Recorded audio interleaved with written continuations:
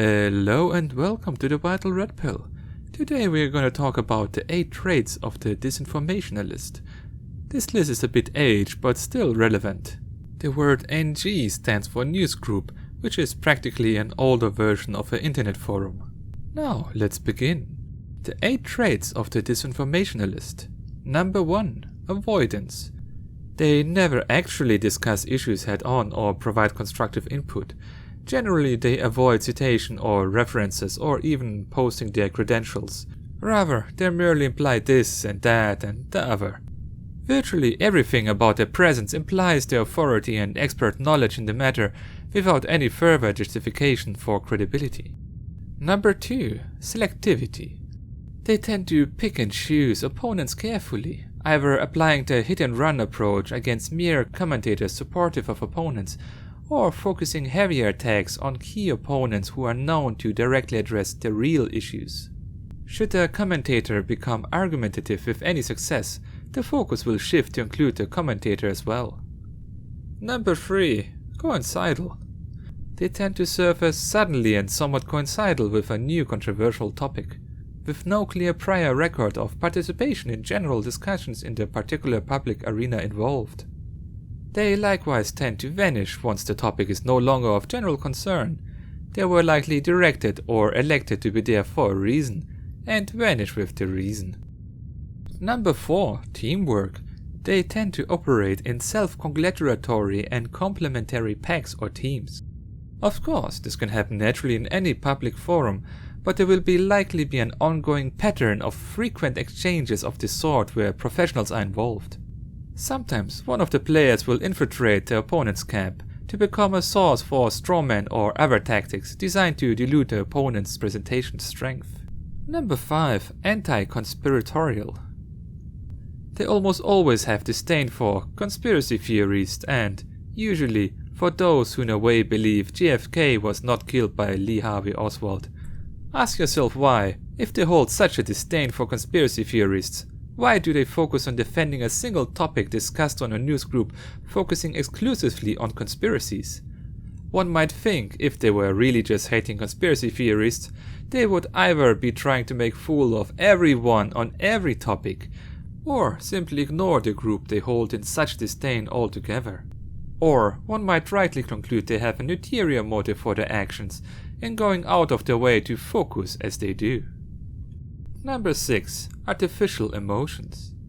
An odd kind of artificial emotionalism and an unusually thick skin, an ability to preserve and persist even in the face of an overwhelming criticism and unacceptance.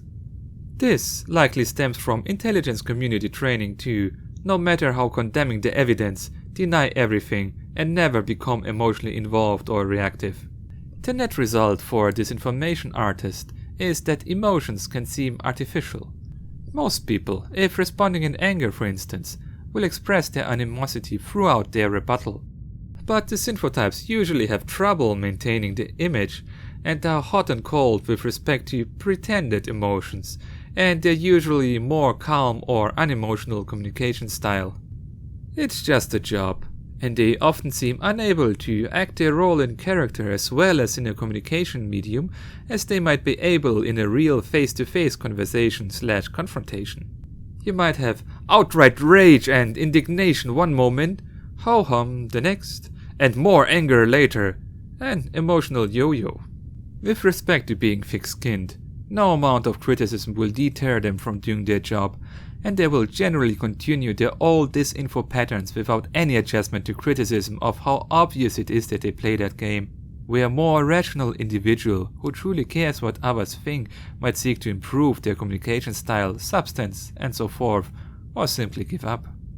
Number 7. Inconsistent. There's also a tendency to make mistakes which betray their true self/motives. This may stem from not really knowing their topic, or it may be somewhat Freudian, so to speak, in that perhaps they really root for the side of truth deep within. I have noted that often they will simply cite contradictory information which neutralizes itself and the author.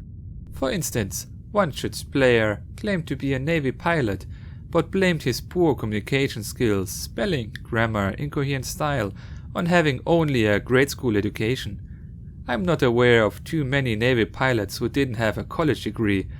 Another one claimed no knowledge of a particular topic/situation, but later claimed his first-hand knowledge of it. Number 8. Time constant. This is the one factor that might be a bit outdated in the year 2019. Recently discovered with respect to news groups is the response time factor. There are 3 ways this can be seen to work, especially when the government or other employed player is involved in a cover-up operation. A. Any news group posting by a targeted proponent for truth can result in an immediate response.